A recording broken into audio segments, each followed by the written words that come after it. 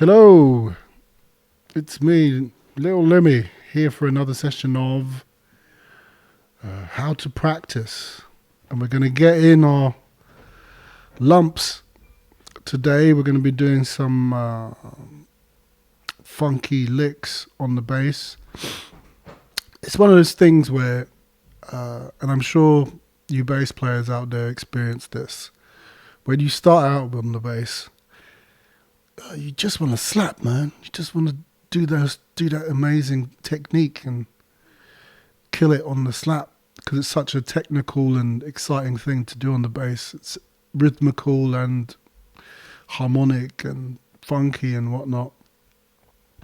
But especially in today's musical landscape, unless you're specifically playing funk music, there's virtually no situation in which slapping is viable. Not even if somebody's rude. So, it means you never get to use it. Except, and this is the exception to the rule, when it's your turn to solo in a concert. And then, that's the ultimate, situation where you can really, take out those chops and blow everyone away. But, and you can probably see this problem already, because you never get to do slap and never get to play it, and you don't practice it much because it's not very relevant. It means when you do try and do your slap solo, it kind of ends up sounding a bit rusty. And this is my case. So I want to practice some of that and show you some exercises to improve your slapping. And because slap is, it comes from the funk idiom, I want to get into some funk licks as well. But first, I'm good as these. Yeah. So, before we get started, some housekeeping. Don't forget to follow the channel. Share it with your friends. Tell them about it. I appreciate that. Appreciate everyone that comes in and checks out what I've got to show. Also, please put messages in the chat. I can't respond directly because I can't see. I'm blind. But if you do put messages and questions in the chat, I will be able to get to them and either address them at the end of the stream or in the following stream. So don't hesitate. Also, this is adult stream, so there might be swearing. You've been warned. I have a single out at the moment called Put Your Hands Up, which is all about police brutality. And so if you want to check that out, please do. It's on all the platforms. Just put Little Lemmy, Put Your Hands Up into your search engine and it should come up. But without further ado, let's get into some practice. So first of all, those of you that have seen previous how to practice sessions, you know that I break my practice sessions up into 3 phases: the warm-up phase, the study phase, and the performance stroke playing phase. So the first phase today, what we're going to be doing is we're going to be doing my chromatic scale, which I like to do. So we'll be doing that. And then we'll be doing a couple of finger exercises. I've been getting into finger exercises recently. It's something I hadn't done for years, but it's something that I teach all of my beginner students to increase their dexterity and their speed and the strength of their grip. And it's something that is always worth doing because, if you're trying to decipher music and work out how to play things, it becomes very frustrating when your fingers don't do what you tell them to, right? They just don't respond correctly. And this is because your fingers are not used to doing the things you're asking. So finger exercises, just get your fingers and the muscle memory in there so that your fingers are used to doing these different actions that are completely unnatural to them normally, right? And that means that when you are trying to play, you don't have to use as much brain strength to coerce your hands into doing what you want. So it actually makes your playing easier. Yeah, I'm a big supporter of what I call abstract exercises as opposed to learning songs. Because, if you get your abstract exercises in, then you can learn any song. But if you learn a song, then you only know one song. So even though it means you don't get to the learning your favorite song straight away, uh, ultimately you are able to play more songs than someone that's been playing for the same length of time as you if they've taken the learning song by song route. I just think, learning, song by song is a bit archaic. It's what I did when I was studying classical double bass, and it's like, this piece illustrates the C major scale, so learn this. It's like, well, why don't I just practice the C major scale, and then I can play all the pieces that are in C major, right? Anyway, that's just me ranting. Let's get to it.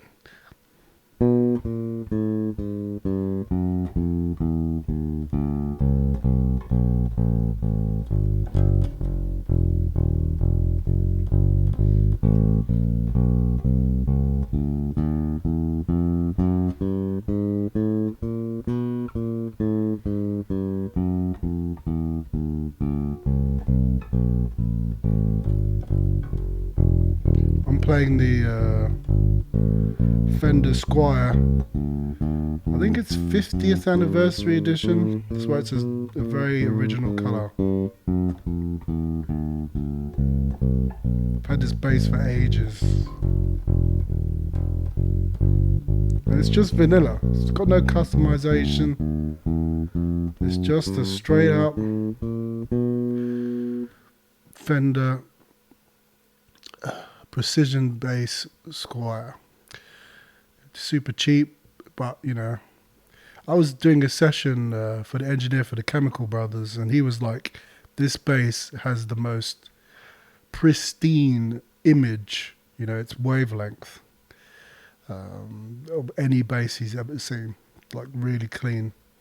So it's a great bass for recording with. I've got LICKS strings on it, and they're like deep bass strings. They're a bit pricey, but they last forever, and they have the added benefit of giving you quite a good slap sound and a very deep bassy finger sound. So it's pretty cool for me, as I mainly use the bass for playing blues when I'm gigging, but when I'm recording at home, I'm doing a lot of like funky stuff. So like I say, to illustrate what I was talking about when it comes to slapping when you're doing a solo and stuff like that, this is the perfect set of strings for that type of stuff.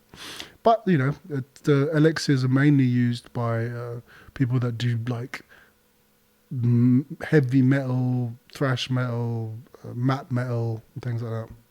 Okay, now I'm going to do the chromatic scale, but this time I'm going to jump a note and then go back. So when I say jump a note, that means I'm going to go from here and then jump a note, but I'm still going to come back and play the note that I jumped and then continue on. That way I get to play all the notes. But this is a really great exercise to warm up to. Just doing it slowly so you can see what I'm doing. It's funny because this exercise really confuses people when I try and explain it. I still haven't managed to work out a comprehensive way of explaining this exercise. I just call it jumping a note.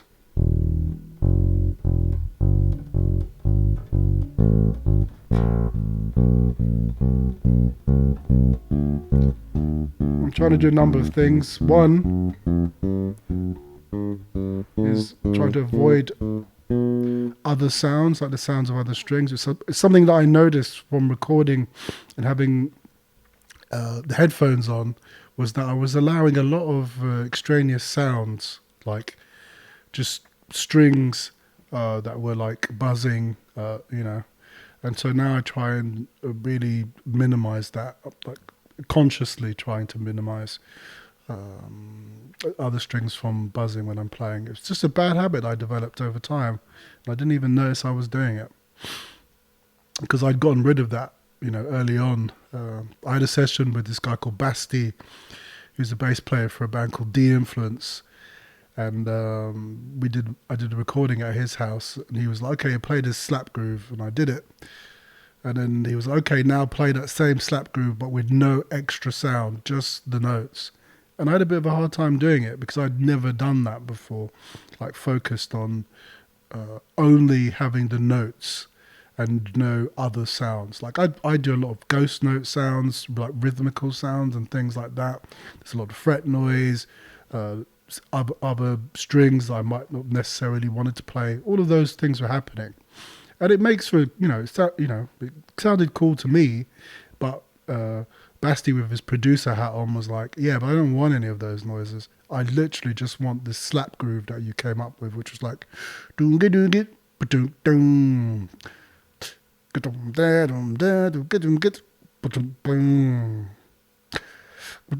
like something like that. It was really, really sparse. I might demonstrate it later on. Let's just do this scale again, but a bit quicker.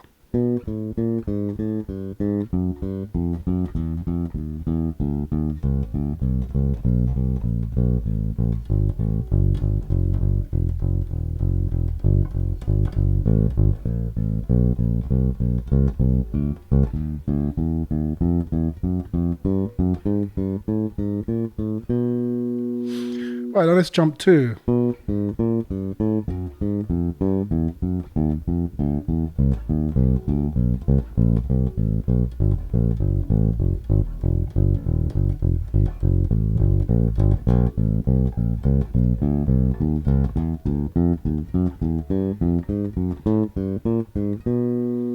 There we go. And now let's just do the chromatic scale again normally, just to finish up this portion of the warm-up.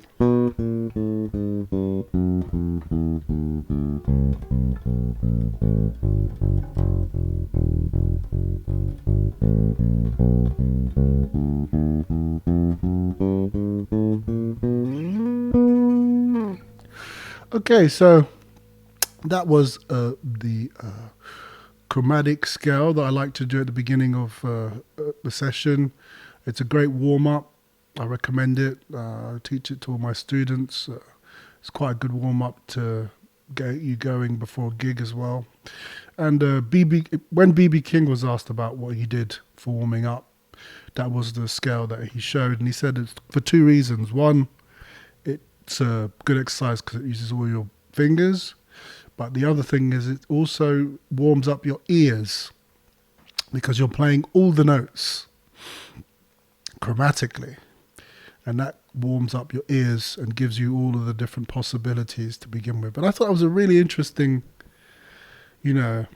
concept, considering that, B.B. King considered himself to be a bit of a neophyte when it came to music technique and theory. I thought it was a very technical concept, this idea of opening your ears up to all of the notes in a chromatic way, because it's the most unusual and complex type of movement when it, theoretically, when it comes to music. Most musicians, compositions and all of that are, the basic ideas are different scales and different modes, and then that's it. But the chromatic scale, it contains all 12 notes, so it's much more complex than any of the other scales. And so, yeah, interesting. So let's go into some finger exercises now. Because we're going to be doing some slap stuff, and slappy stuff has a tendency to work really well with hammer-ons and hammer-offs. We're going to do some of that. So this exercise, basically, the principle is you're pivoting on one finger. So your first finger is going to be the like, if you can imagine the compass, it's going to be the point, and then you're going to flick through your other fingers, hammering on in succession. So first and second, first and third, and then first and fourth, and then back through the third to the second. So it's just a continuous set of hammer-ons.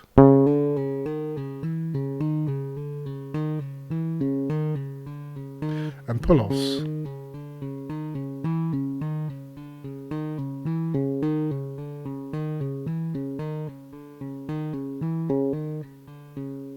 Right.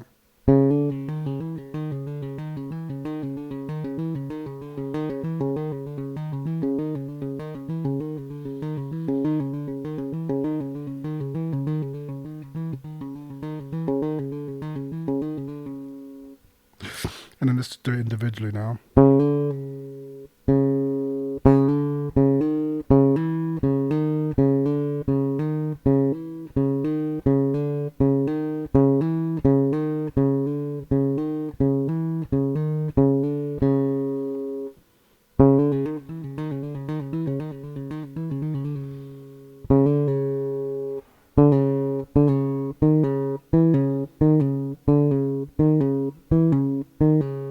Now just doing some hammer offs, pull offs, sorry.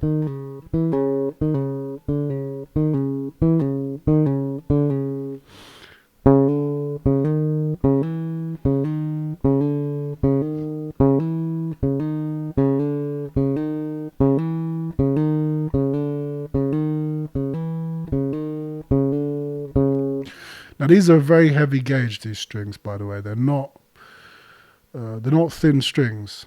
These are deep bass strings, so you can only really get them in a heavy gauge. You can't, or an average gauge. You can't get them thin. You can get them sort of middle and heavy, and then that's it. I tried. I tried to find them, but no. So let's now go through in groups of two. So I'm going to do the first finger and the second finger, then the second finger and the third finger, then the third finger and the fourth finger, and then back through to the second finger and the third finger. So it works like this.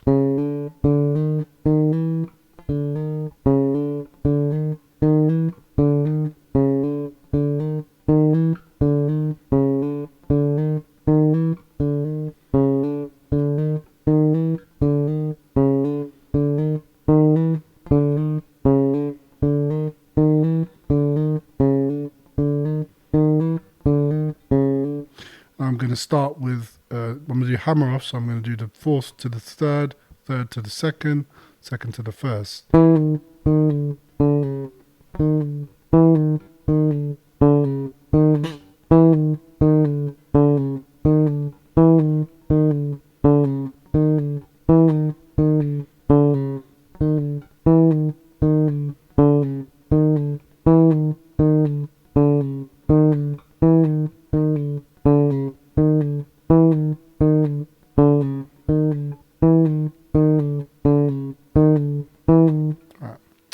So that's pretty cool.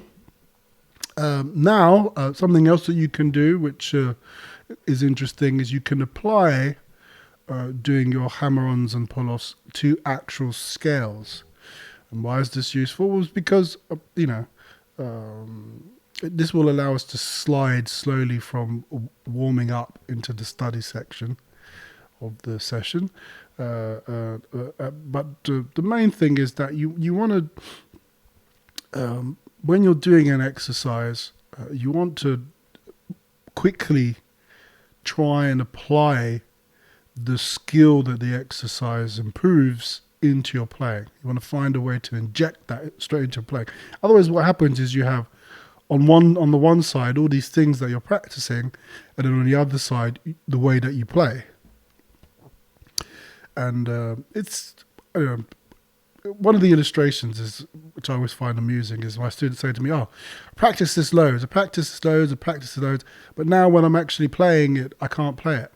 That's, and it's to do with this mindset of the separation of practice and playing to such an extent that your playing isn't really benefiting from what you're practicing, at least not very quickly. It takes a long time for your your mind and your body to really absorb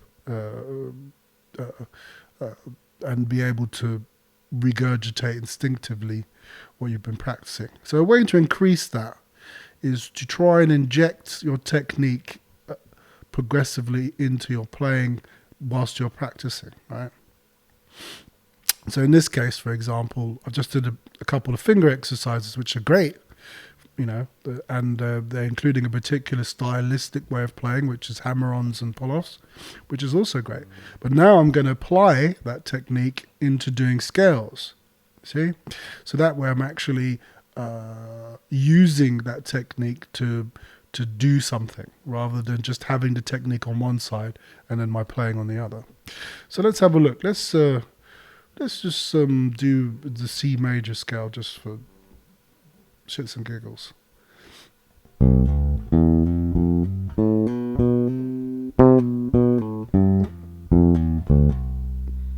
All right, so there every opportunity I had to do a hammer on or pull off, I used.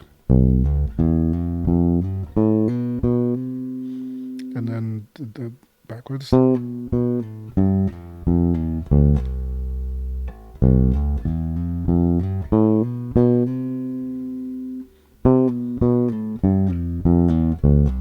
It's quite nice, isn't it? Let's do a totally different scale. Let's do a bit further up the neck, more comfortable.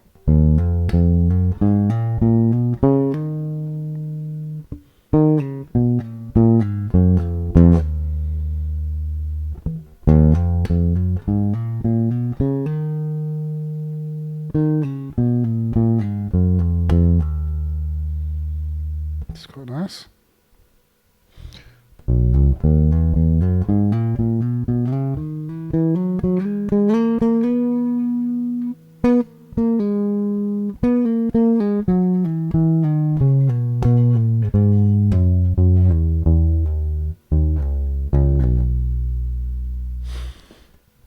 Let's do a couple of slides there.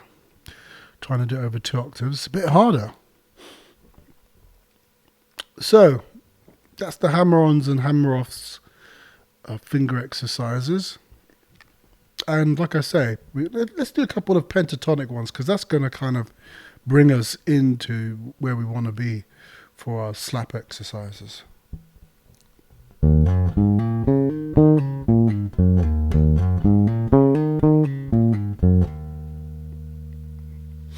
We do this chromatically, that could be fun.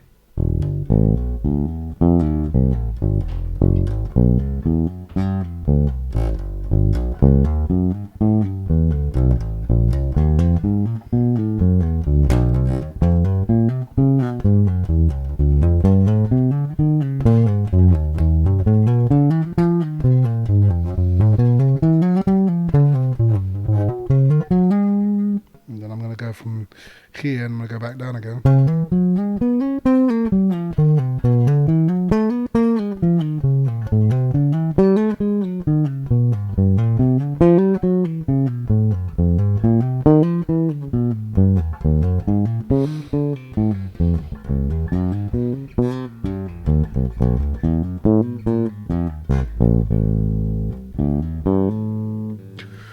Wow, yeah, see, that's feeling that in my thumb.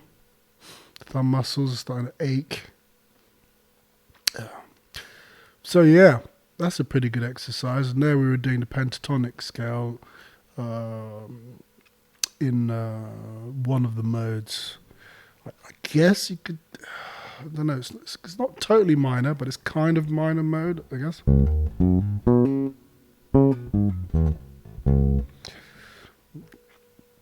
And it's one of the most used ones in funk, because I mean funk is very much just like jazz. Its roots are in the blues, and it's kind of, you can consider funk like the combination of like African music and the blues and gospel and sort of jazz.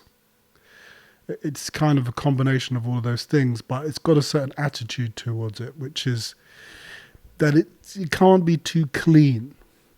the mistake a lot of people make, especially nowadays, where we're quite far away from the era where funk came to prominence, is that it can't be too clean, it can't be too slick. Then it's not funk anymore. It's like more like soul or R&B. Funk is all about dirt. The actual word funk comes from the idea of like a bog, a smelly sort of bog, right? And when you fall into the bog, you fall into the funk.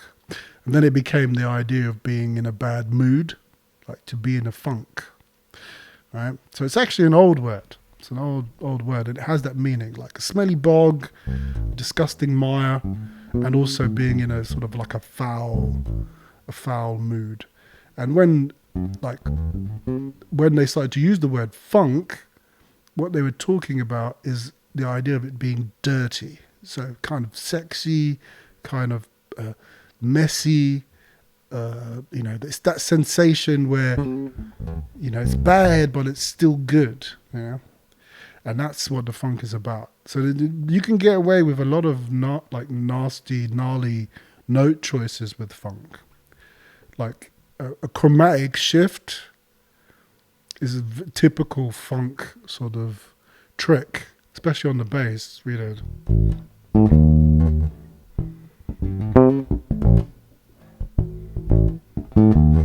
like that. That's the funk right there, because it's not nice.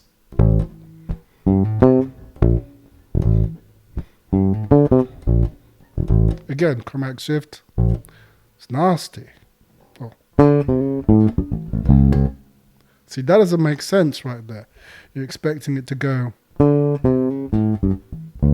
like that, and it doesn't. That's disgusting. That's the funk.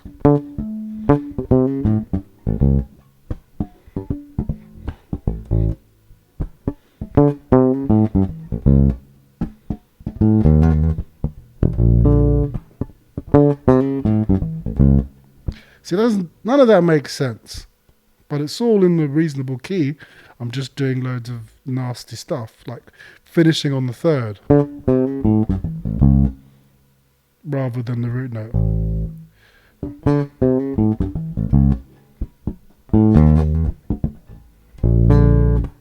See there, and then again I'm putting. So, if we were looking at the pentatonic scale, like the blues pentatonic, that's the blue note.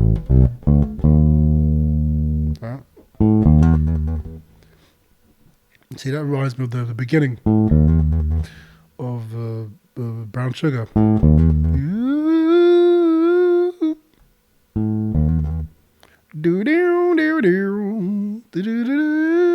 See, that's the funk.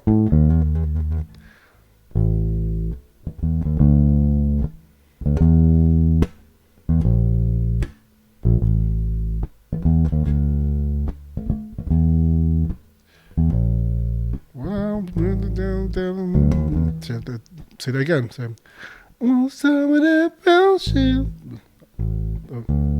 We're playing different key. I want some of that brown sugar. I want some of that brown sugar. And again, that's correct shift.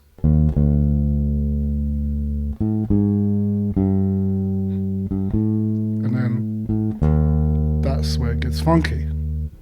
So anyway, there's a little bit of a talk about funk. So the idea of funk is that, it's a bit disgusting, it's a bit nasty, but we like it, even though it is.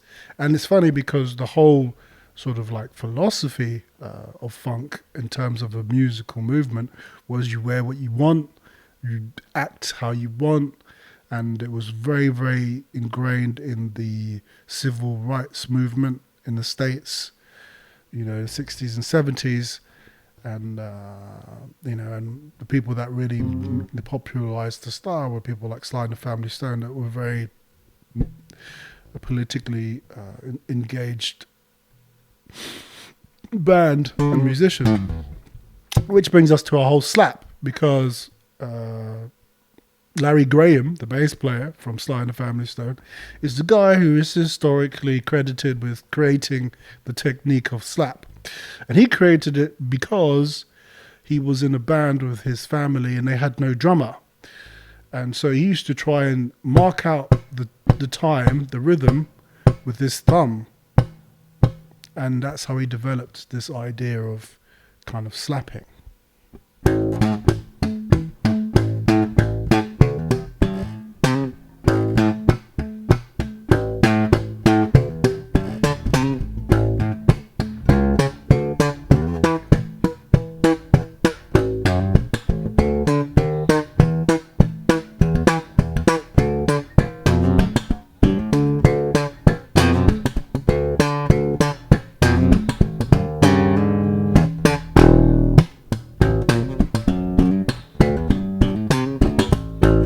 See, that's the old school way of playing.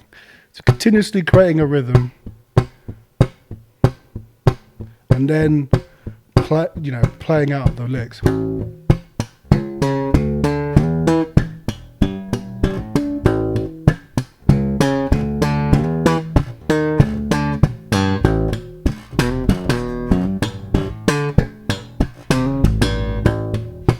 See? So that's kind of the Larry Graham-y way, and then he would get into it and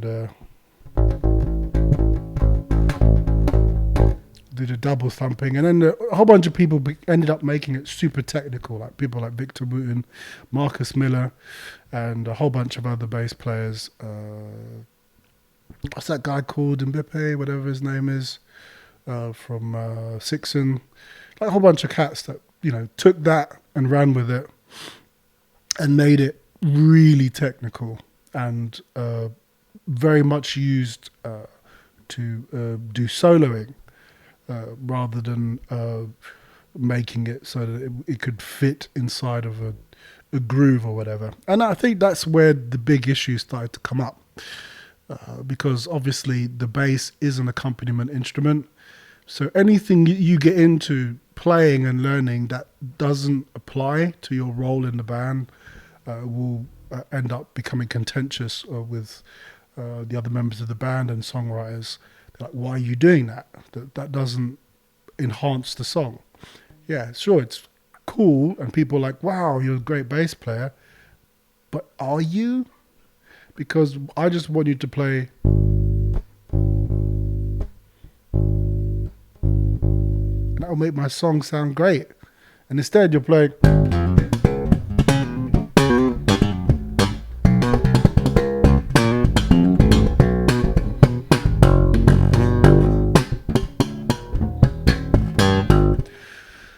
It doesn't fit the tune, man.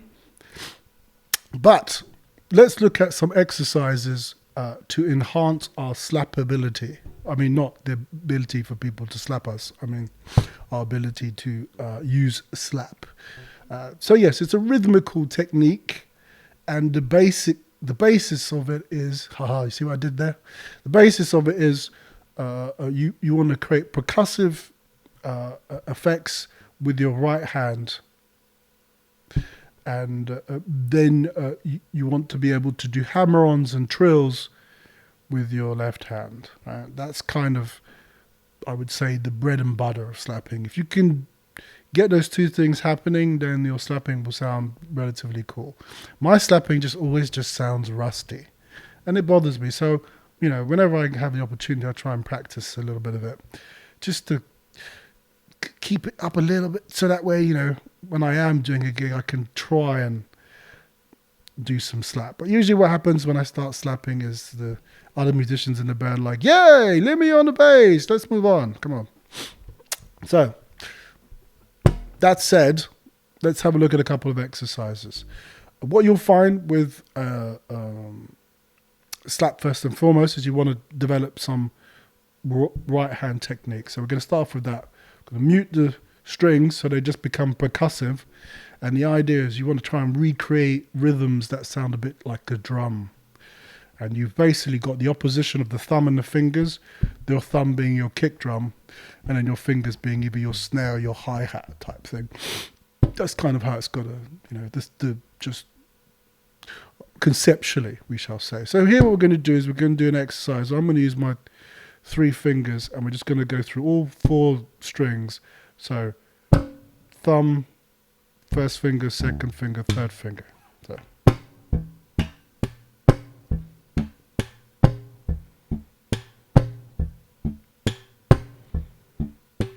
Now, obviously you might want to do this with a metronome.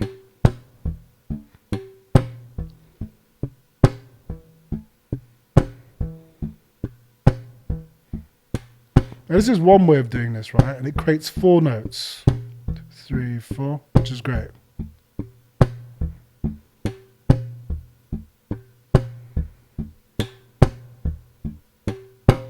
I'm going to look at a Mark King lick in a second.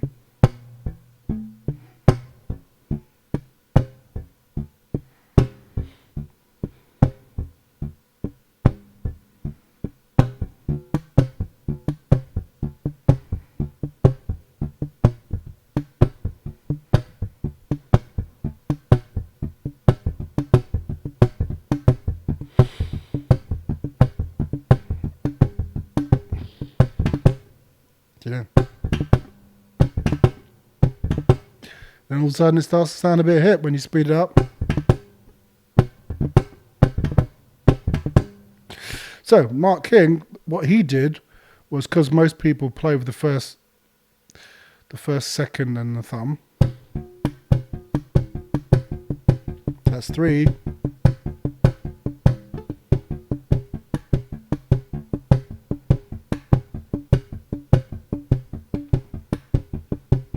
It's very African, isn't it?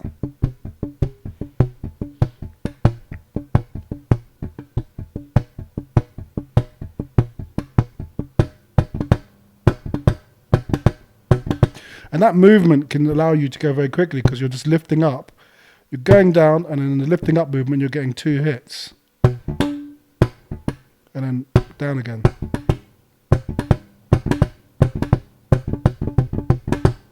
Which is kind of hip. So, Mark King, what he did was he was like, what happens if I were to make a noise, but with my other hand? See?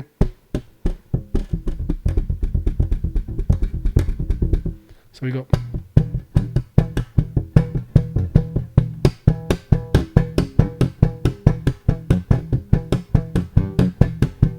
So he's including his left hand into the pattern.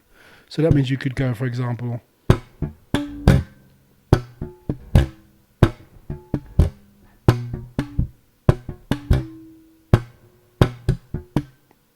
I think you kind of did that way. You see that?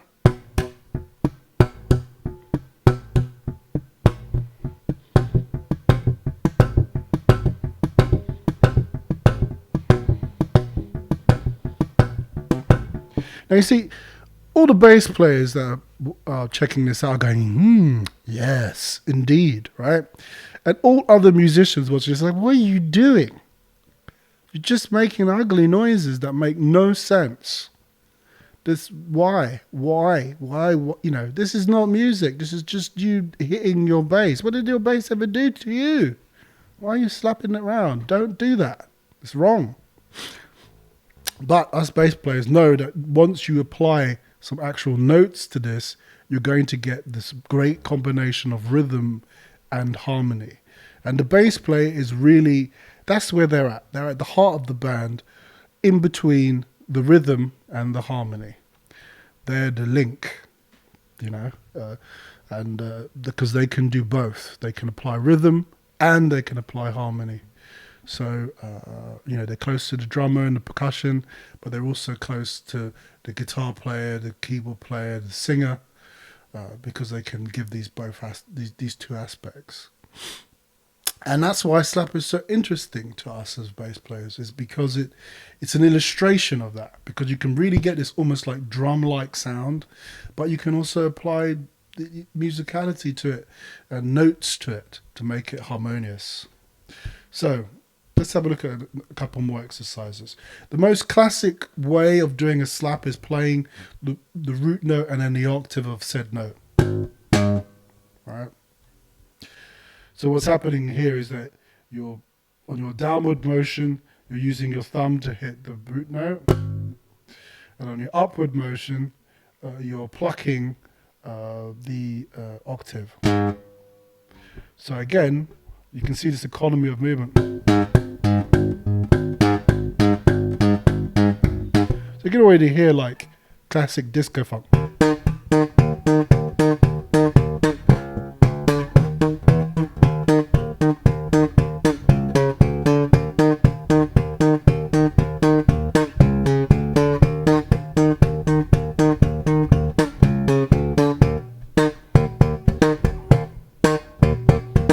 And of course, once you start getting into the idea of it being like a drum groove, you can apply drum patterns and create cool slap grooves. And this is where I think the big divergence happened. A bunch of bass players were like, you know, you can slap and then you can apply, you could do like tapping to it. And this is all great, but it's not actually like a groove. It's becoming more of like a soloing tool, right? Because you can hammer on and do all this very sort of flashy stuff and do loads of notes quite quickly. For example, if we were to run a bunch of hammer-ons, right? That's pretty fast.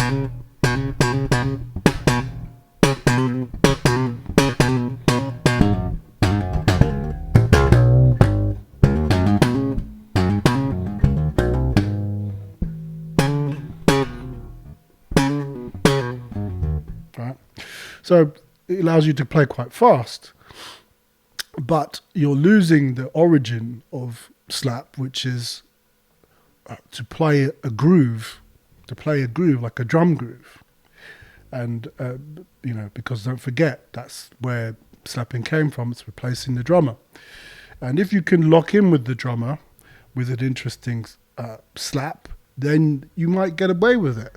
And the rest of the band might not be like, stop doing that. They might be like, that actually sounds quite cool. Actually sounds quite cool, you know. And it's funny, like I did this tune with this guy called Michael Stumbo, and he was a drummer, and he played this severe like drum groove, deep kind of breakbeat groove, like a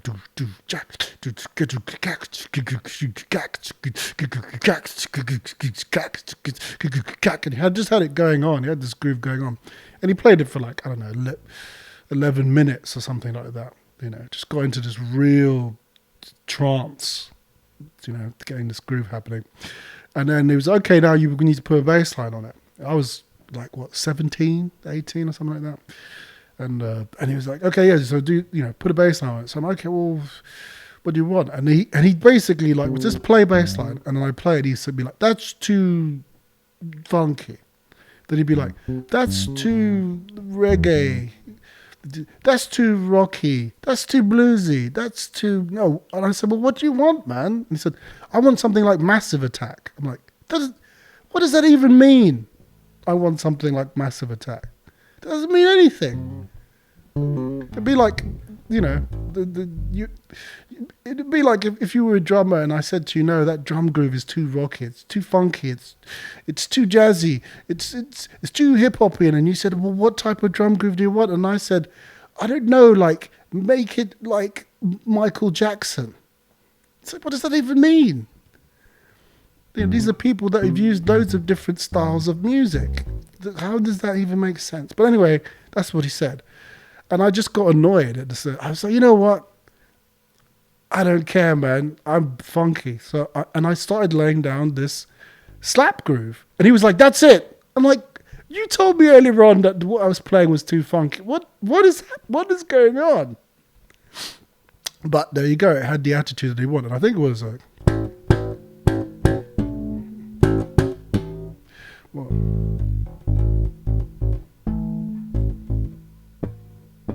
had some like, that's it.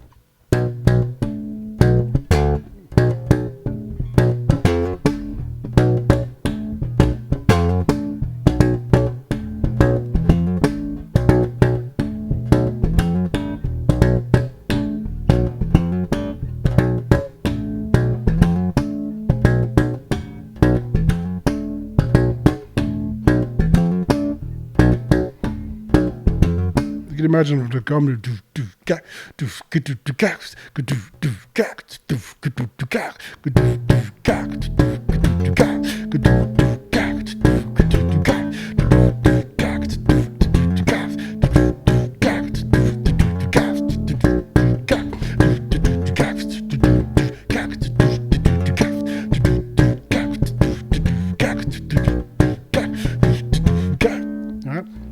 And what made it work more than what I was doing before, when I was being quote unquote too funky, is I locked into the drums and I was essentially copying the drum groove.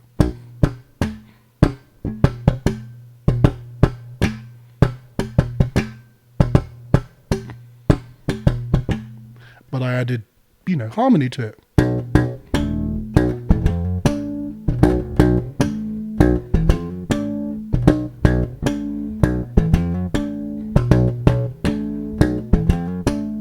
Which is quite cool, with harmonics and then the slap.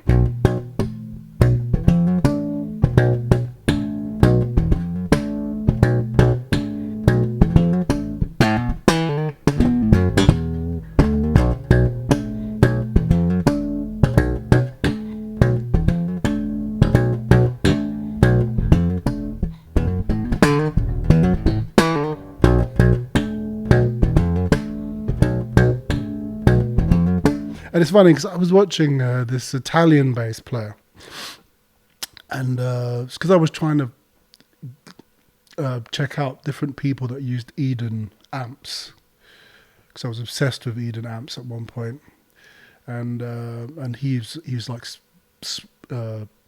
sponsored or whatever by Eden, and but what I noticed was, in order for him to do all of his cool slap stuff, he had to compromise the sound of his bass in order for you to be able to hear the slap correctly, for it to sound clean and nice.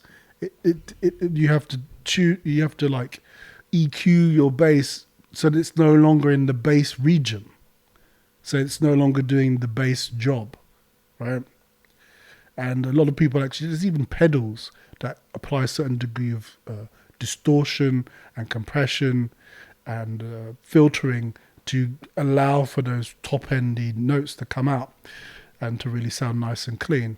I think one of the people that's managed to really master this the best is Marcus Miller. He's managed to find a great compromise, but it's because quite often he uses 5-string basses, so that way he can have a bass with thinner strings that sounds really nice and clean and toppy in the top end, but still has that deep sound because he's got that extra string in the bottom end, right?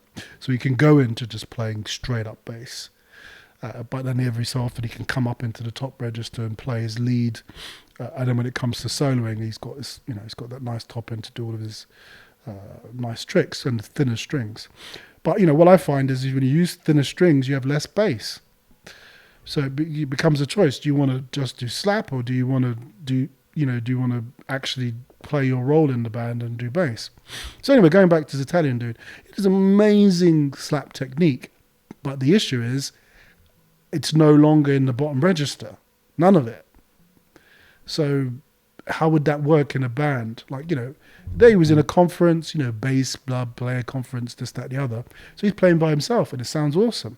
And, you go online and you look at different YouTubers or, streamers or whatever, and they're by themselves, maybe with a drum beat behind them and doing all this crazy stuff, or an accompaniment where there's already bass on it and they're playing lead, right? It sounds cool again. But as I say, that's not the role of the bass, right?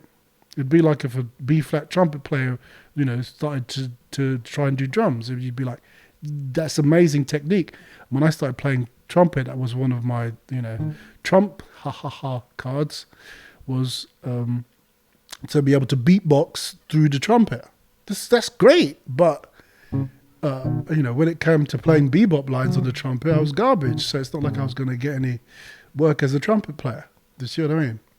So you can't deny the role of your instrument. And it's one of the biggest frustrations of bass players everywhere.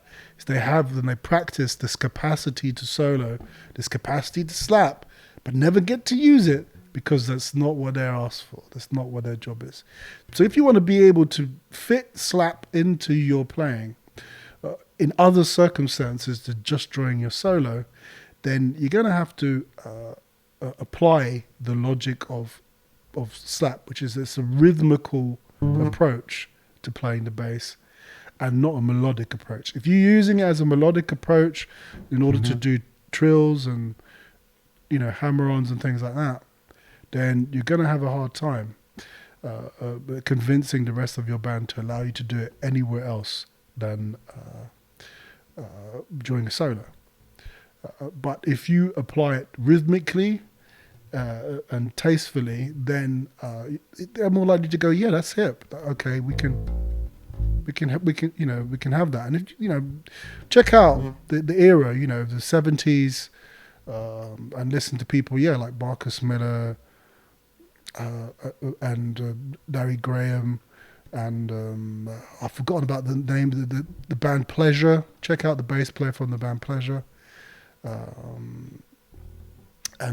Yeah, you'll hear some, you know, some hip bass playing, and be able to hear like a proper lick, you know.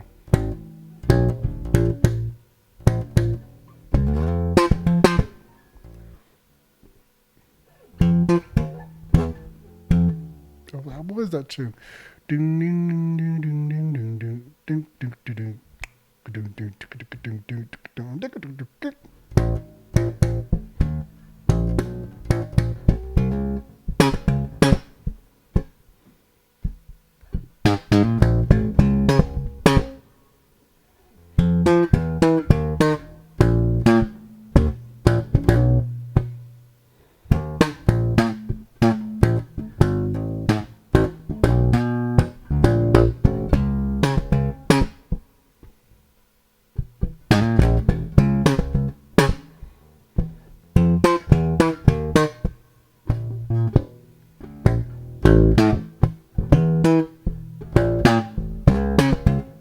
I can't quite remember it, but it's one of the Pleasure tunes that goes.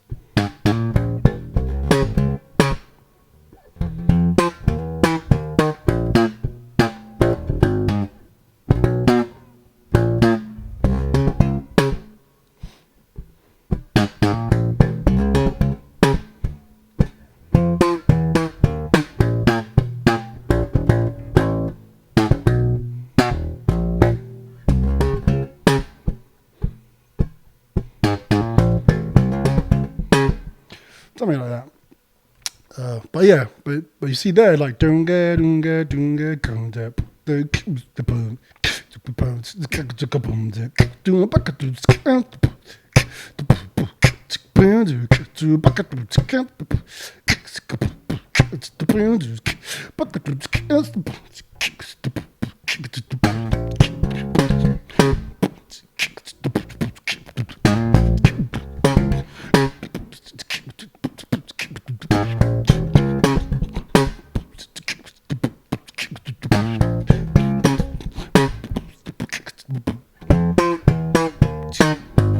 come on.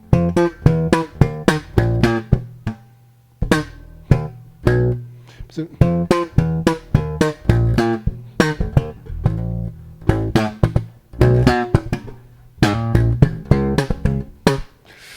and then there's a second part to this bass line, and it's absolutely crazy. It goes boom, boom, boom, boom, boom.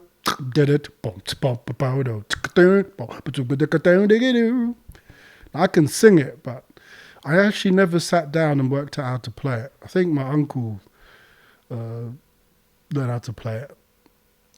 A bunch of bass players were obsessed with that bass player and copying his licks. But it was again, like he managed to include like a whole bunch of crazy licks into a bass line and made it so that it fit with the rest of the music rather than it was, you know, sticking out. So even though it was ridiculously technical, it sounded good, and he was allowed to have it in there. If it had just been rando, you know, they would have been like, "No, what are you doing, man? That's not cool."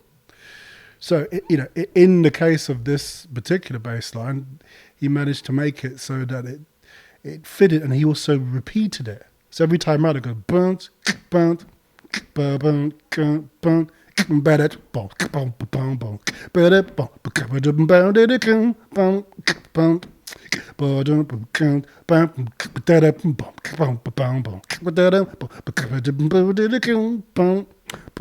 And the reason why it works is because you've got this opposition, sparse and then dense, right?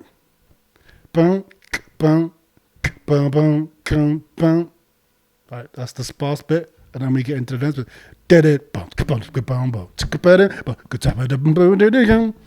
Right. But it's all in time and rhythmical with the drum beat. Right.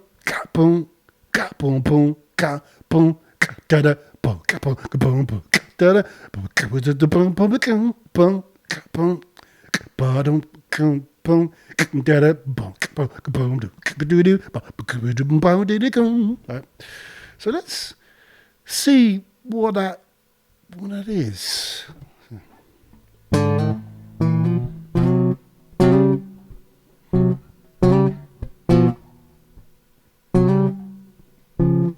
So.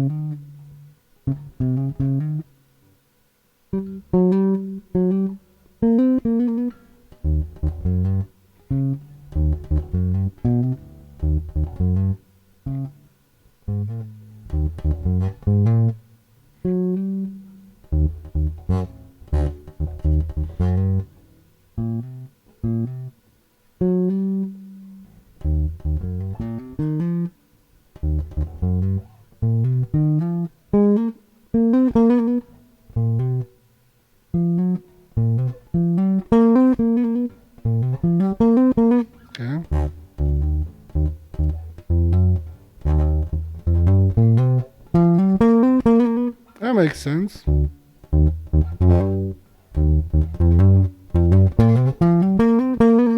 So you got a bunch of like whole step, which is very typical of slap licks because it's a hammer on over two frets, like that's.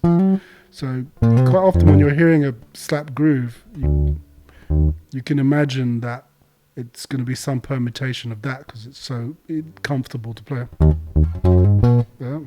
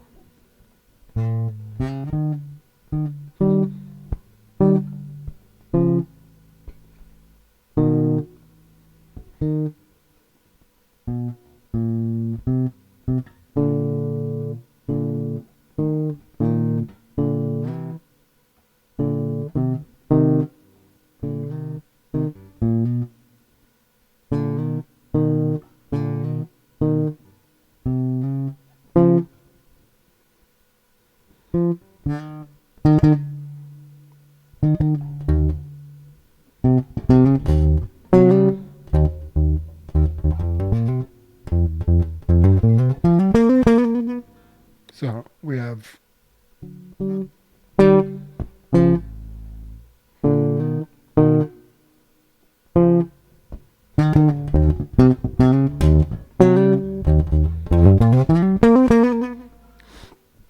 Almost there, folks. So we have these are double stops. Double stops are two-note harmonies. Well, that's what we call them on the bass anyway. Oh God, who's the guy that I heard that from? It's the bass player from Tanya Marie. I've forgotten his name now. Really cool hip cat that did like Latin funk.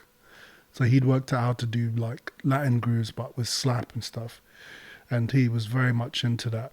As a bass player, you need to know your harmonies, your basic harmonies, and your counterpoint, so that you can provide that support. And the cool thing about slap is slap takes into consideration the opposition of a bass note and then some type of harmony at the top. All right.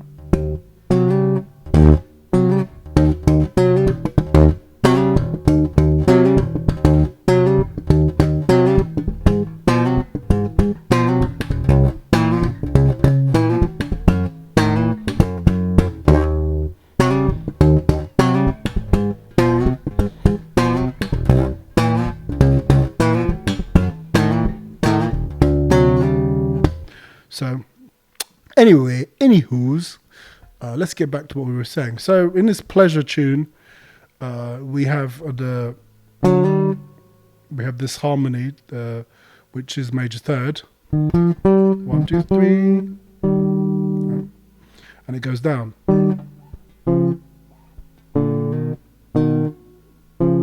right. So we're going down by then 2, and then we go here. Oh, come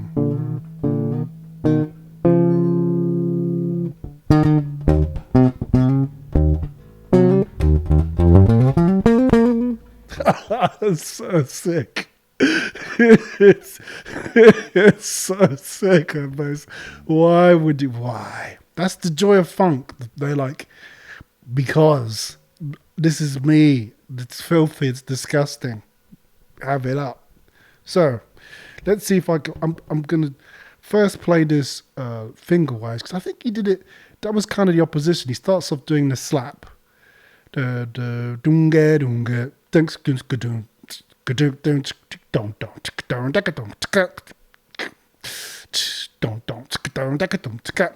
when he gets into this, he's kind of mainly doing finger, I think, but he's hitting them so hard that it does sound a bit like slap.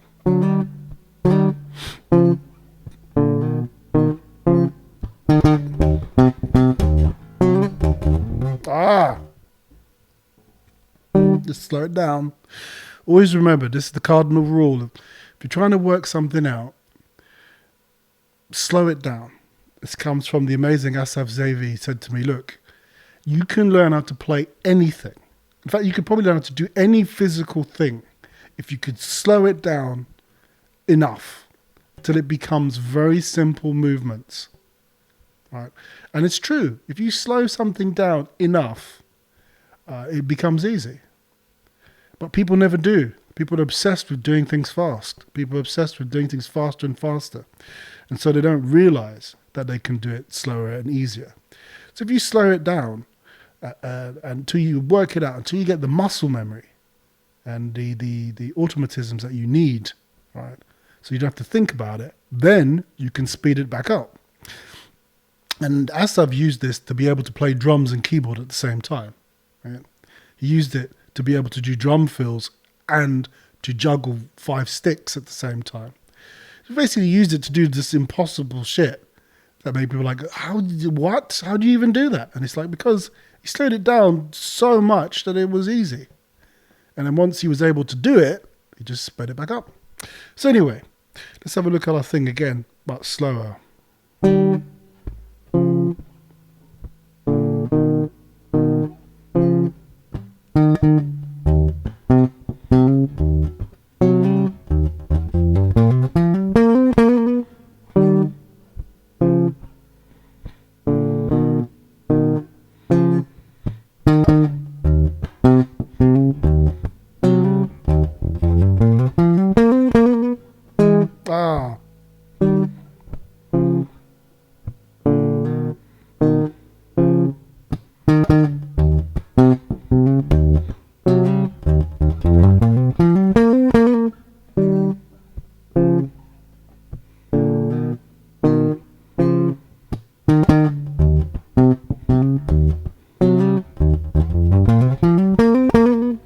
let's do it a bit faster now.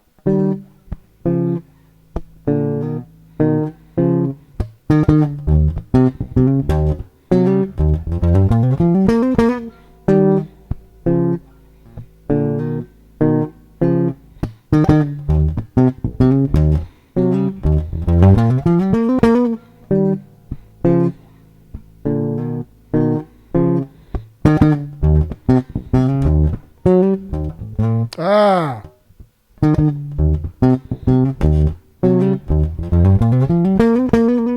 So that's the bit that I'm having a bit of trouble, because I'm trying to get it so that it sounds, so that to get the hammer. See, because if I do it, then there's a little bit of delay. When I'm trying to do this, the same note after the hammer on here, right? Because I'm using the same finger, there's a little delay, and so the groove doesn't sound quite right. So ideally what I want to be able to do is to do it with a different finger. See? So that way it's smoother than... People ask, how come when I learn this tune it doesn't sound right? You're playing the notes, it doesn't sound quite right. Quite often it's little details, especially with this, what we call like rhythmical placement. So the exact place where you're playing the note, that is affecting why it doesn't sound quite right. Some people will literally suck all the life out of a groove or a pattern or a lick because of the way that they're playing it. It's not quite right. It's not quite groovy enough. And so you've got to work out what it is about the pattern that makes it sound hip. And in this case, what sounds hip about all of this pattern is the fact that all of the hammer-ons and the slides are all smooth. There is no gap in between them. It's done on purpose to create this sensation of these notes having they're all linked together. See? It's not. It's...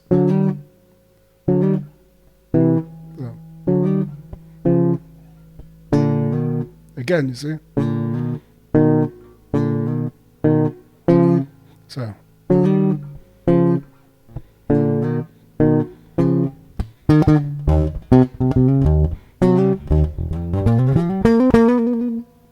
Right? It's such a dark bass line. I mean, come on, like, don't you agree? Like, that bass line is insane. It's just insane. How would you even know how to play that? It's ridiculous. Oh,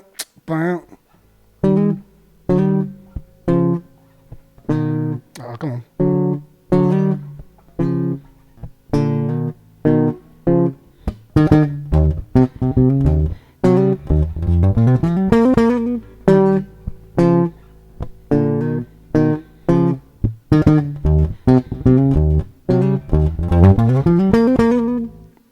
And in fact, you see, by doing that,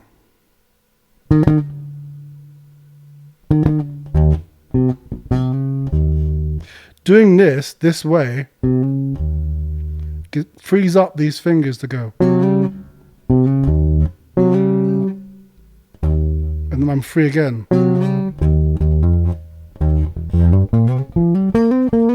It's weird, like...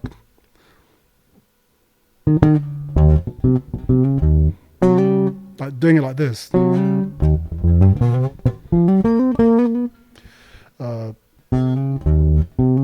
Is actually easier than the way I was doing it before.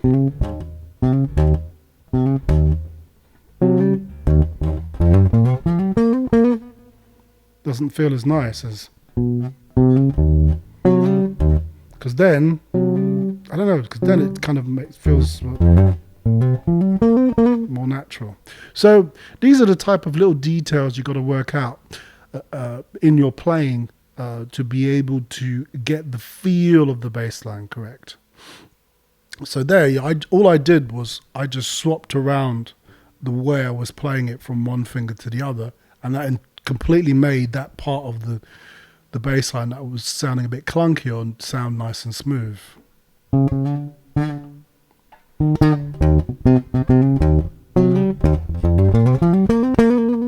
It sounds totally smooth now, that bit. So that's the bass line from Pleasure, like a combination of some slaps, you know.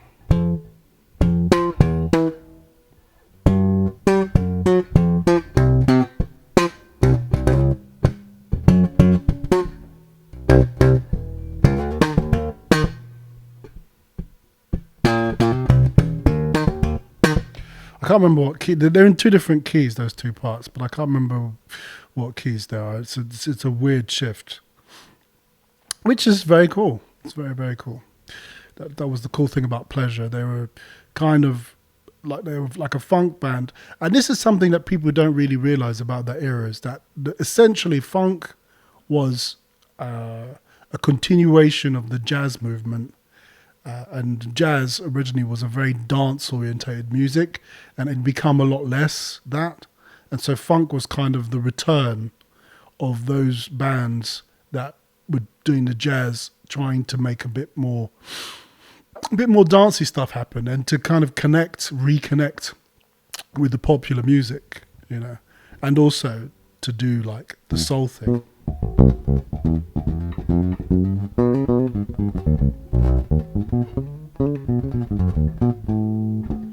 So anyway, let's get to the next part of we're in the study now section there. You see, like I learned a song, we did some slap exercises, and now I want to get into just looking at the kind of harmonic structure of a lot of funk licks. Again, what we're finding is similarly to, if you think of it, like I say, with the origins as blues and African music, the main points of those two things are ambiguity, the grey area in between two things. The grey area in between major and minor, and the grey area in between 4/4 grooves and triplet grooves, right? That's the key. Like a lot of African music is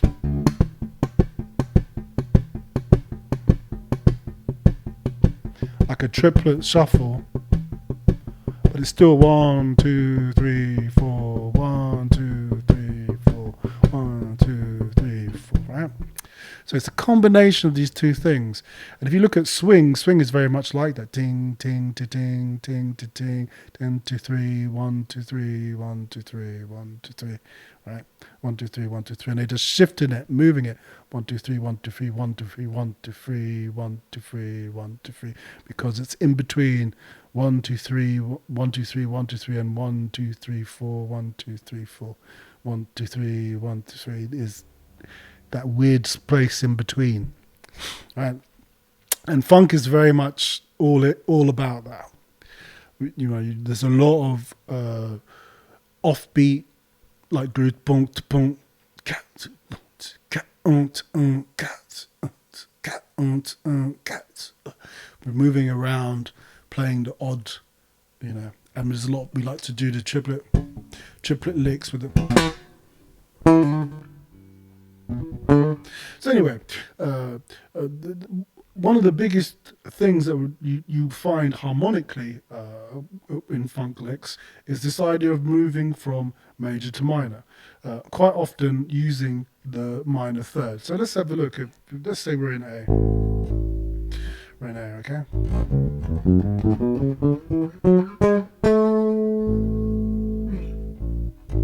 Right, so we're in A.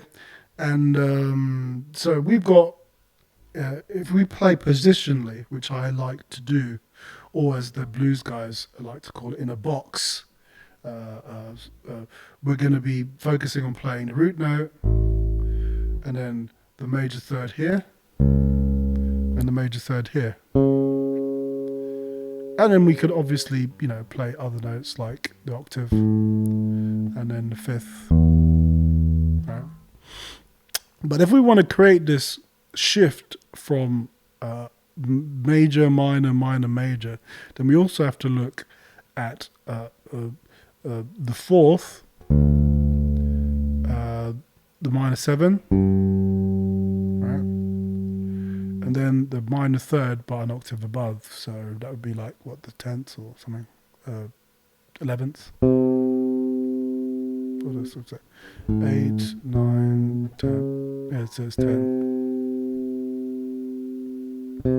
So we got a kind of, if you look at it like we've got like a pentatonic form,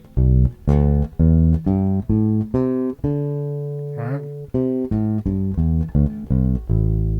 And then we have our major scale where we're just kind of, which is, we could look at it as a different mode of pentatonic. Which would be what?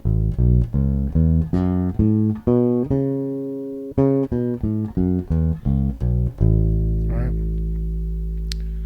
So there's like 1, 2, 3, 4, 5. Right. Similarity. 1, 2, 3, 4, 5. Now these don't sound the same at all.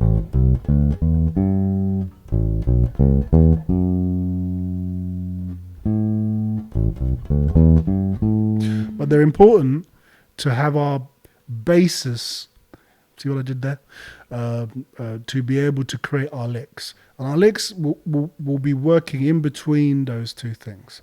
So talking about the major third, you want to be able to shift it between a major third and a minor third. So here we go, or vice versa.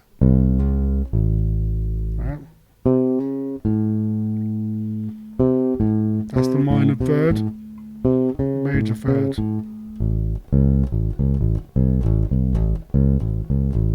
Right.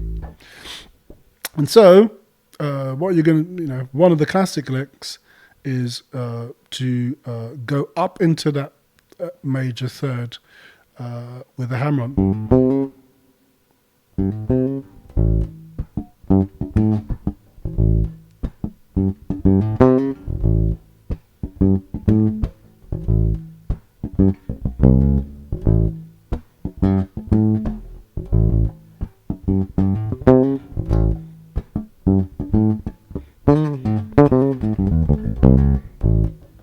Do you know that?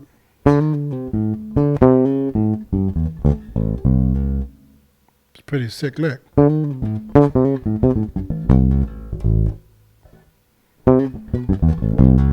Yeah. And it's funny because Jacka was really into that, and it's a lot of it's got to do with like redneck country music, where they'd slide into the major.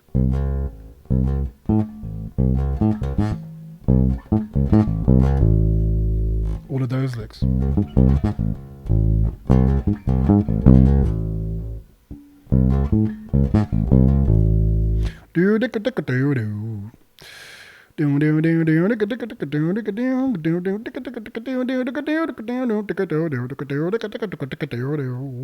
Like those, funnily enough, influenced a lot of people down south, because you've got to remember all this funky stuff came from the south and then moved up into the north and became sophisticated.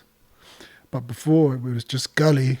It was from down south, of just people, simplify, and just get messy in the bogs, in the funk, New Orleans, swamp, Makes sense when you think about it, right? So one of the biggest licks is all around this major, minor, third up at the top here.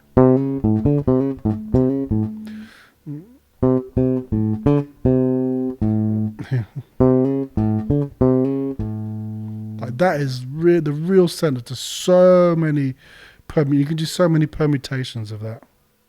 Classic one is to start here on the fourth, then hammer off into the minor third, and then hammer back on into the major third.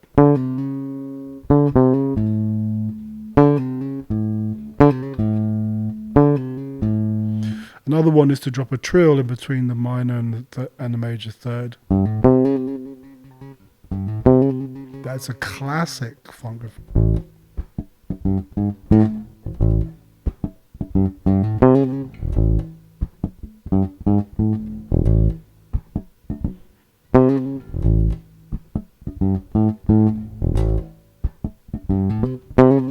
So like a hammer into the trill.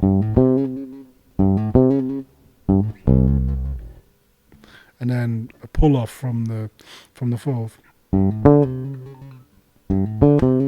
And And if you look at it, it all makes sense because you just got these groups where you're playing a whole step. Right? And in order to get the major thing happening, you're going a half step.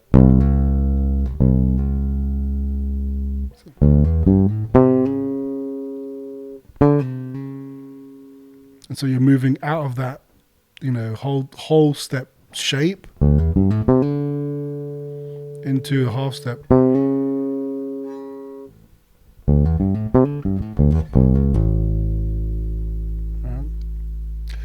And that is the origin of so many funk licks.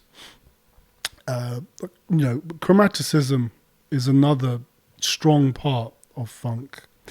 So here we can look at like the pentatonic blues scale. Chromaticism is here. And you could use that, as we saw earlier on at the beginning of this, when I was talking about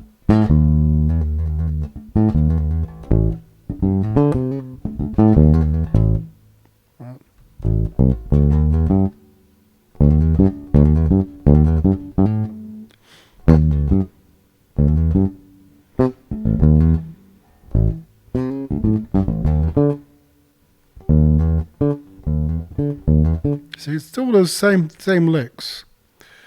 And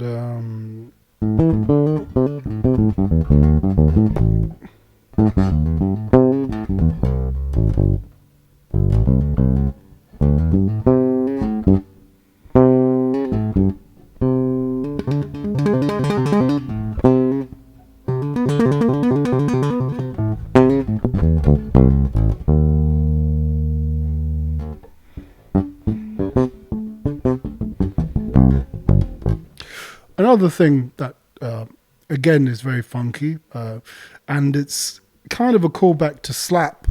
Once we'd gotten through that slap era and everyone was like, you know what, that's enough of that slap nonsense. We can't take it anymore. We want actual bass notes. People started to do what they would call, for the bass, ghost notes or muted notes. Which again created that same effect of a rhythmical aspect to the harmony. One of the best examples of that is the bass player from Tower of Power, Rocco Prestia. He was really good at doing that,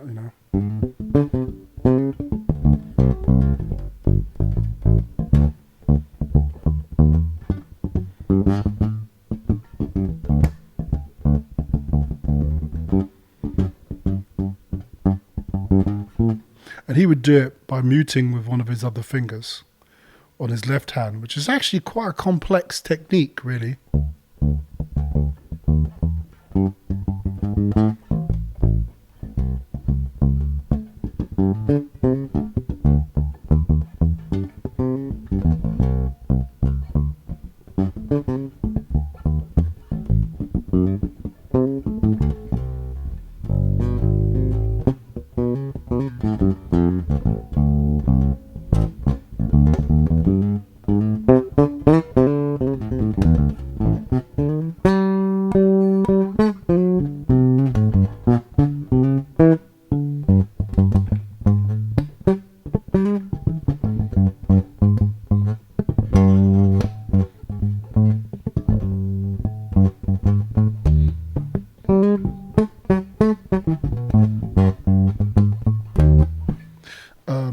There's a whole bunch of people, including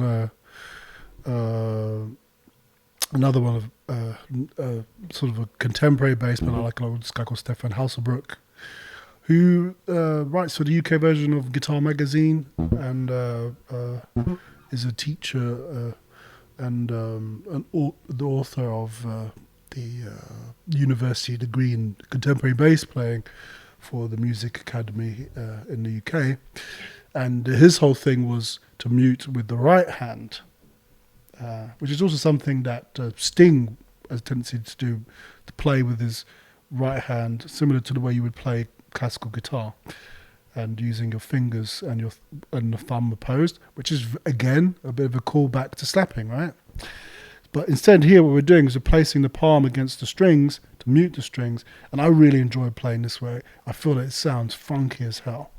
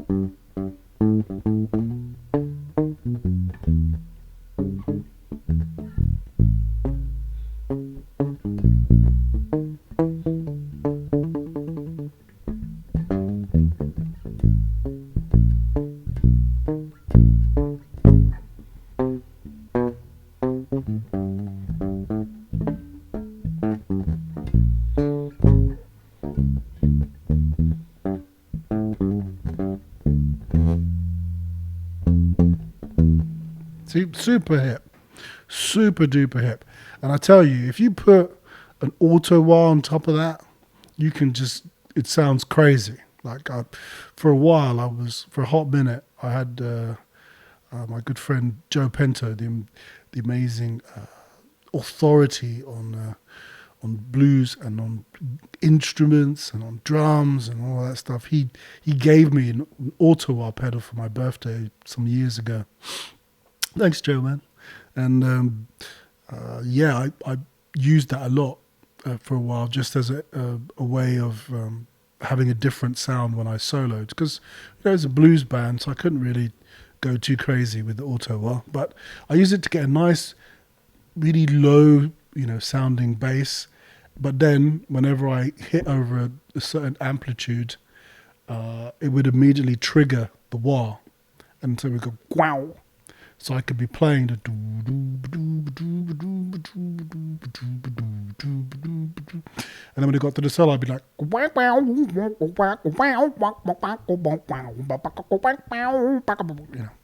because as soon as I started to really pull those strings, it would immediately trigger it, and it would go wow.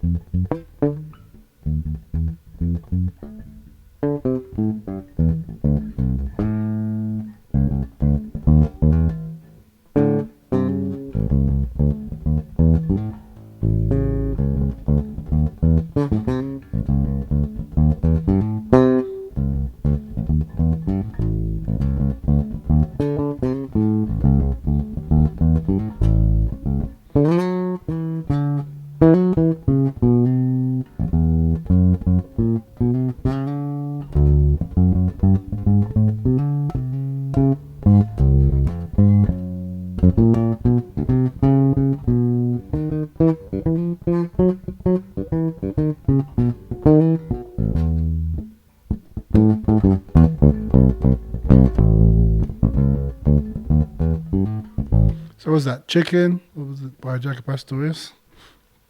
And here we get into an interesting concept. Again, chromaticism. And if you guys checked out me doing a practice about bebop scales, what you find is that you're essentially taking the major scale and you're just applying a chromaticism to all of the different gaps in the scale. So whether it's the gap in between the first and the second, second and the third, the fourth and the fifth and the sixth and the seventh, that gives you all of the different bebop scales within the major scale idiom, and then you just go through all the different modes with that in mind, and you can apply it all over again in each mode, the same concept. Right. And here with chicken, what you have is the major scale.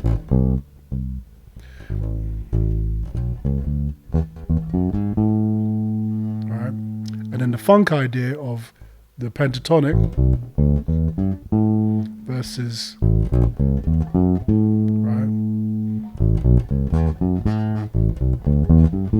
and he's just going,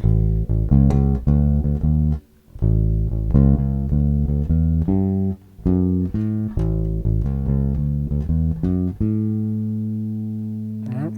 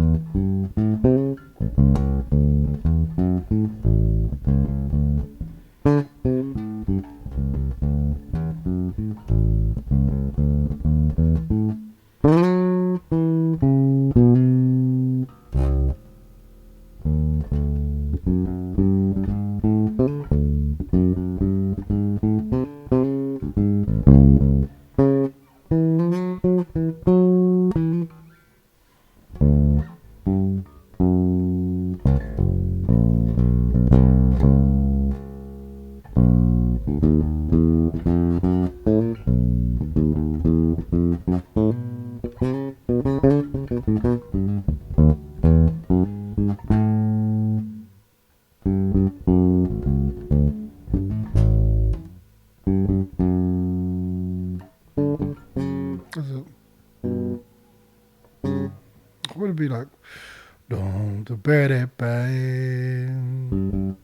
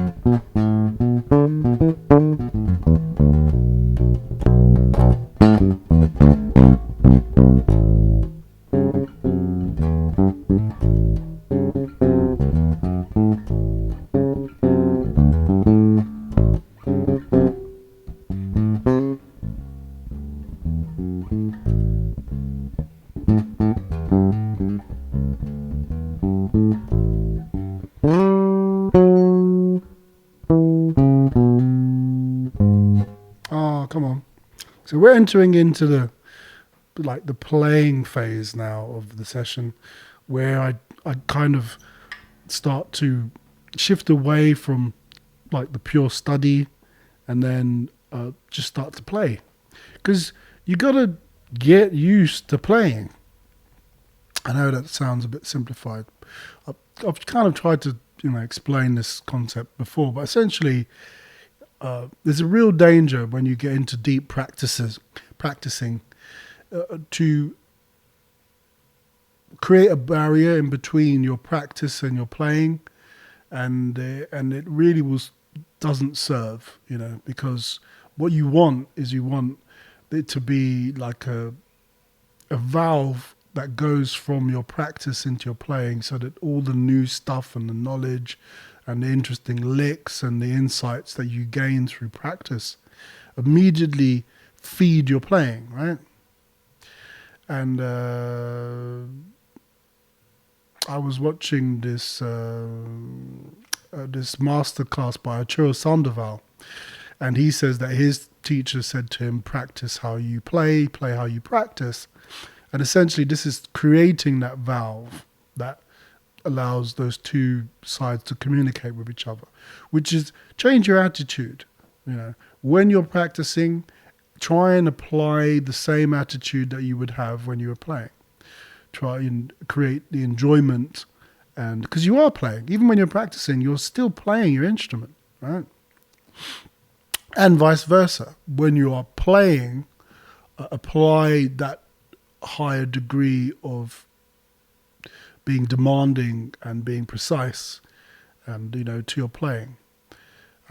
And by making those two meet and sort of feed each other, you'll improve both. Right?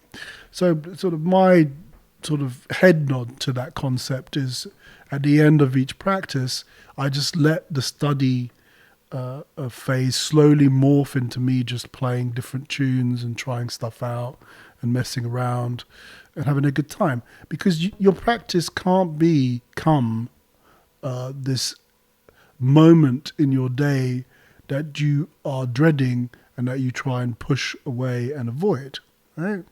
You don't want it to be that. You want it, on the contrary, to be an intimate time in between you and your instrument where you get to improve, where you get to discover new things, and where you get to enjoy playing your instrument. And I believe that, if you try and do that with your practice, then you will be more inclined to practice, and what practice you do will be more rewarding, and that's important. And so, and it's another thing, like my good friend Chang, I was like, how is he so good at like being a lead guitar player in blues, man? He just kills it. But what I noticed is that he often just plays. He just plays, and he plays and plays and plays for hours and hours, and with no demand, no goal, just enjoying the instrument, having fun, and and exploring it again and again. So I always reserve a bit of my practice session, the end bit. Now it just happens naturally, as you saw. Like we were practicing, and then all of a sudden I was starting to play chicken and fiddling around with it and trying out different things with it, and we entered into that phase just naturally, and I really like that. And so you should totally do that. And I also call it the performance sort of phase, which is like there might be some songs that you want to play, and you should play them, but with the attitude of enjoying it rather than trying to be as precise as possible. Don't want to be stopping because you got it wrong or things like that. Just want to continue with the flow of playing. And that's another thing, like I noticed observing Chang just sitting in a room waiting to actually play, and he's just picked up a guitar and he's just playing, and it just goes on. There's no gap, there's no it just is a continuous flow. So get used to doing that. Get used to just playing, just flowing and enjoying your instrument, and that practice will give you a fluidity in your playing that can allow you to get out of sticky situations. We have this obsession with getting things right, and that can really ruin you in the long term, because it creates a lot of pressure, and it can leave you flustered when you make a mistake. And that habit, when you're practicing, of doing a piece and then just stopping because you made an error and getting upset with yourself and frustrated and depressed or whatever, and then starting from the beginning and doing that over and over again is super destructive. And it means that even though when you finally manage to work out the whole tune and then you go to perform it, more than likely you'll make mistakes or just sound like you've got something stuck up your butt because you're just too tense. Also, that way of practicing and learning means that you know the beginning of the tune really well, but not necessarily the end, right?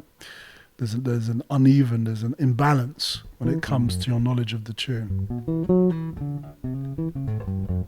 So being able to just in a relaxed way play the tune, or just play a bit of the tune, or go in and out of a tune or a piece or whatever, in a chilled fashion, it's super beneficial.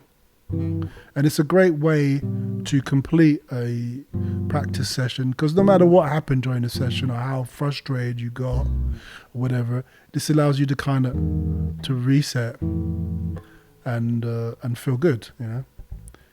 I mean, there's another thing that says never end a rehearsal or practice on a failure, right? You don't want that to be your last memory. So this also allows you to not do that, to actually be like, having a happy feeling, because you're playing your instrument and enjoying it.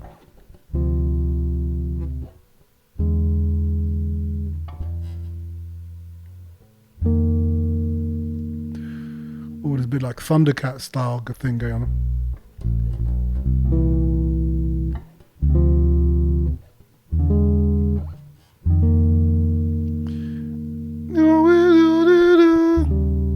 That would be like.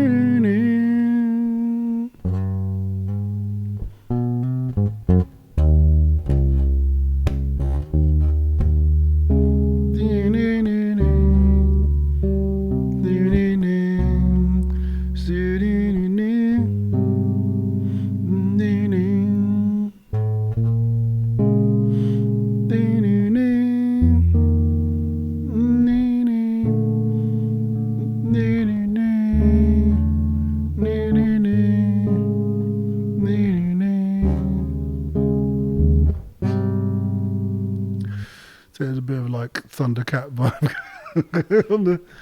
I love it. Chords are cool, man. They're difficult. They're physically difficult to play on the bass, and especially stuff like this.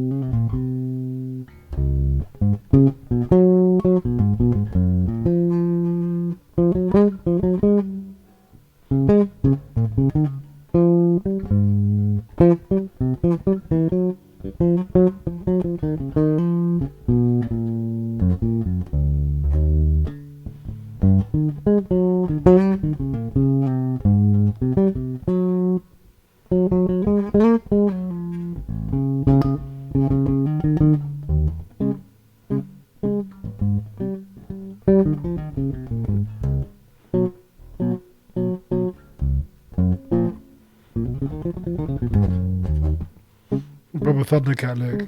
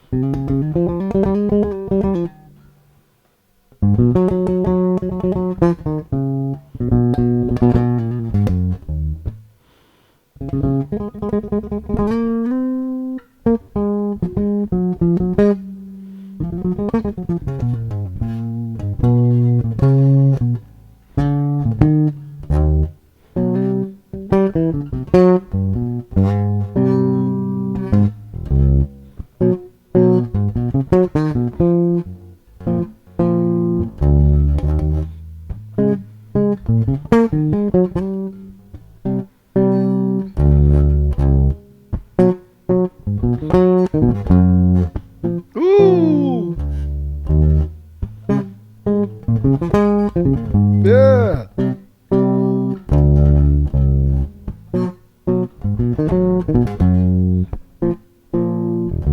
Sick. Yeah. Ah, was it? Oh, bloody hell.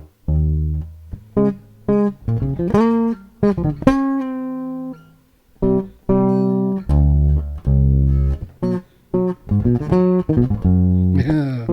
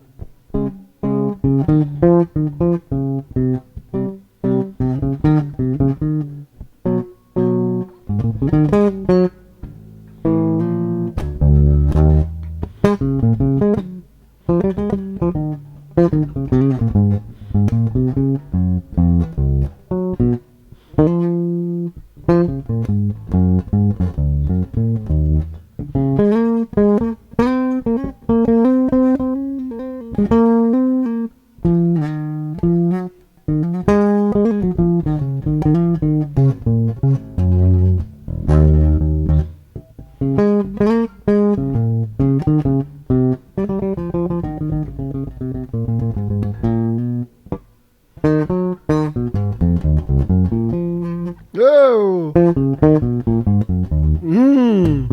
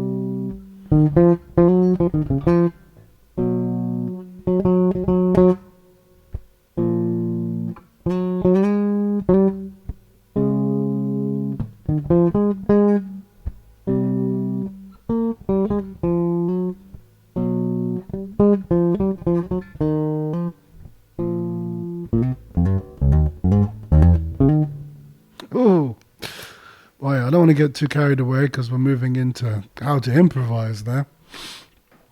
But yeah, so we've covered quite a lot of things in today's funky practice session. It's nice to get back on the bass, and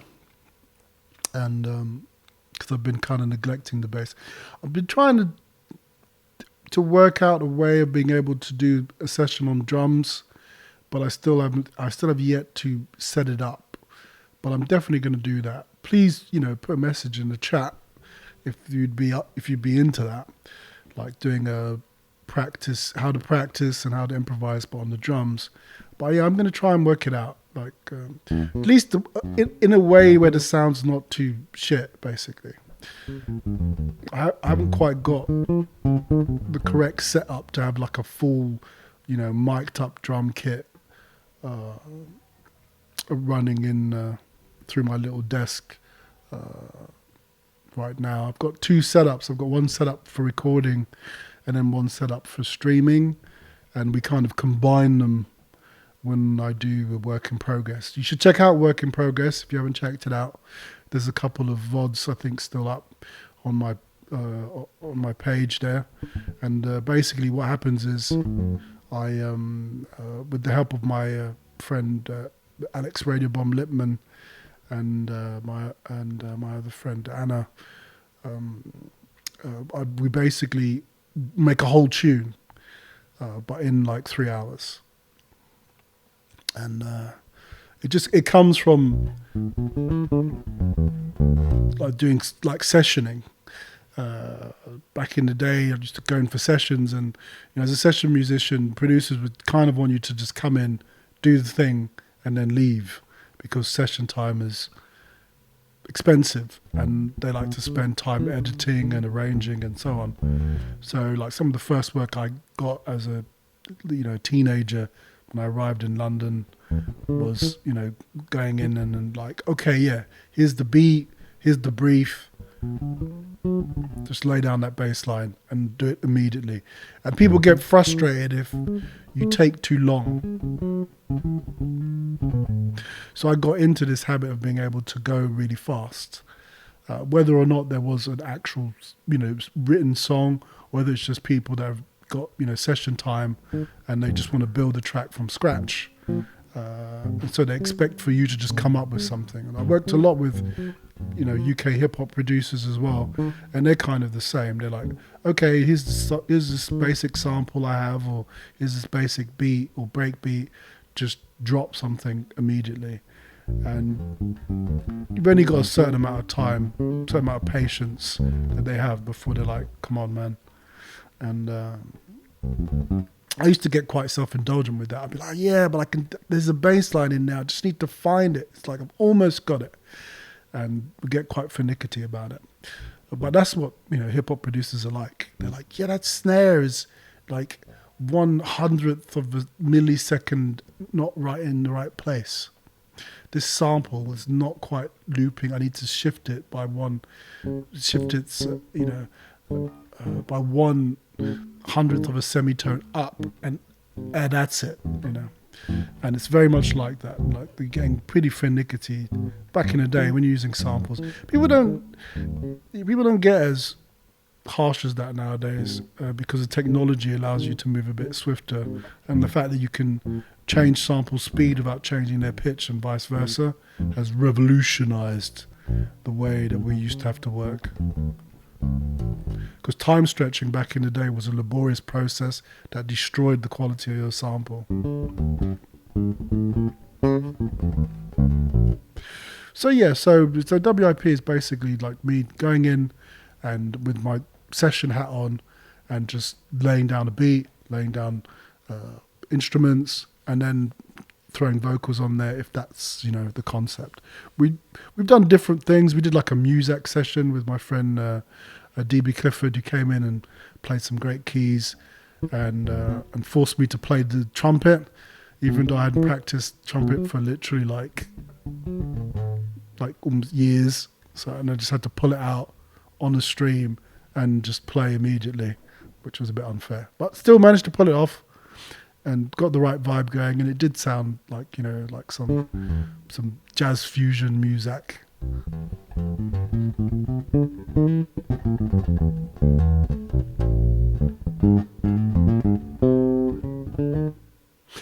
And so please check that out.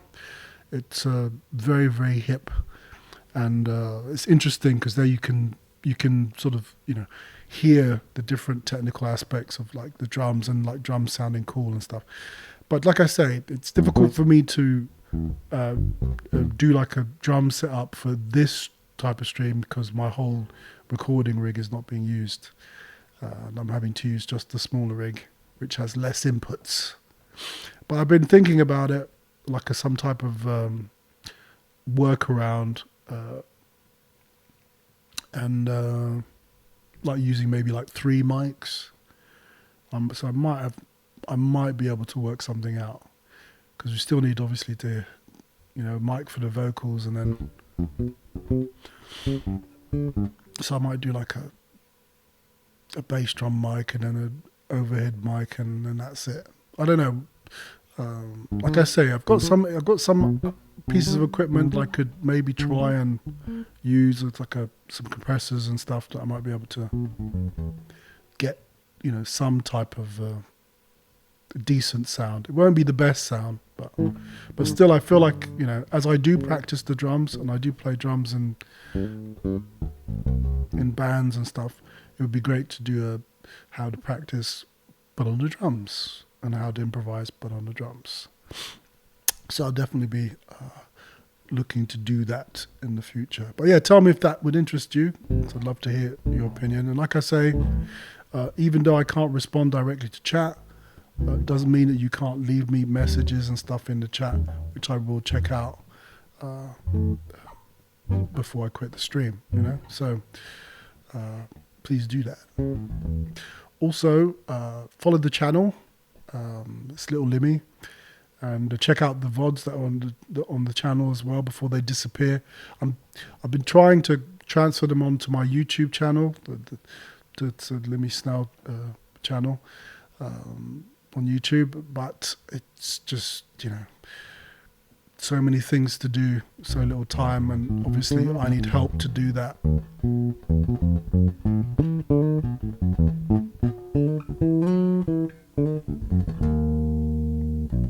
But I'm going to try and get more on that so that we manage to retain, because, you know, it's just like a bottomless pit.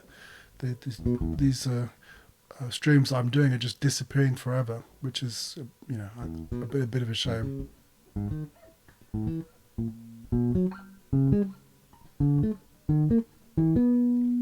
So yeah, check them out before they disappear. Like I said, I'm trying to see if I can archive them on YouTube, but I've been a bit slack about that.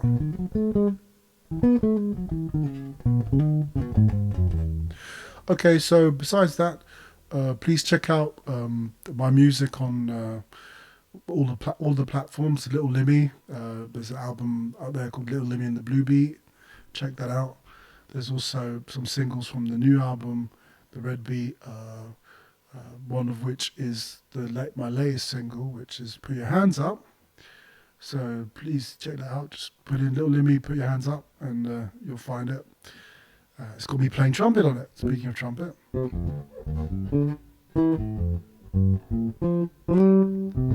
I've also got an Insta account. It's Lil Limmy on Instagram. I put alerts on there, you know, when I'm doing streams, and every so often do other posts of stuff that's going on, whether it's gigging or rehearsing or recording. And also for all the cats that want to check me out live, I have a Facebook page called Little Limmy and the Blue Beat, which is my band's page. That's on Facebook.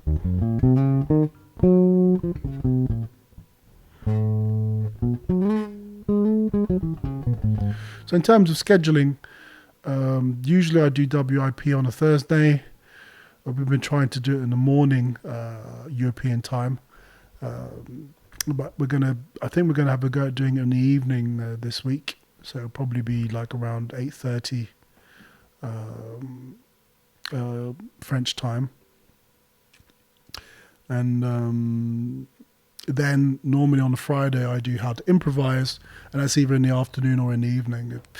If I've got a gig in the evening, then it's usually, you know, in the afternoon, or I sometimes just have to postpone it because of the concert. So what happened last week when I was gigging with my wife, we were playing disco funk, and so yeah, we had to pack all the equipment up and so on. So unfortunately, I wasn't able to stream on that day. So on a Monday, I do science fiction and fantasy storytelling, and that starts at 8:30 French time, and that's it for the moment. So yeah, this is the end of today's session of how to practice. And Fran, was there anyone in the chat?